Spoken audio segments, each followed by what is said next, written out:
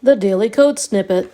The section element defines a section in a web page. A section is a thematic grouping of content that is typically combined with a heading. A web page can be divided into sections such as an introduction, content, and contact information. The article element specifies independent, self-contained content. The article should make sense independently and ought to be able to be distributed on its own without the rest of the website. Examples of an article element include a post in a forum, blog, or news article.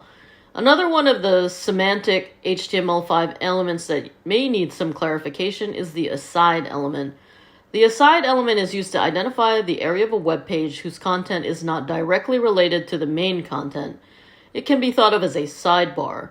You may understand an aside to be equivalent to a call-out box that you might see in a print article. Another way of understanding semantic markup is that it is adding more meaning. So we can look at the bold or B element and the strong element to understand the differences between structural and semantic markup. When you apply the B opening tag and the B closing tag, any characters in between will appear bolded. When you are applying the strong element, it is indicating that the content between the strong opening tag and the strong closing tag is important. However, the default result in both cases is that the words will appear bolded.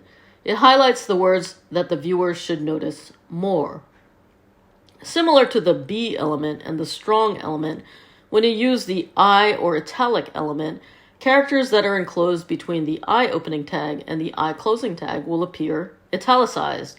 However, when you're using the M element, what you are saying is that the information enclosed within the M opening tag and the M closing tag is to be emphasized, but the end result in both cases is that the words will appear italicized.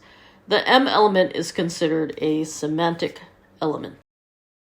Presented by Designers Learn Code.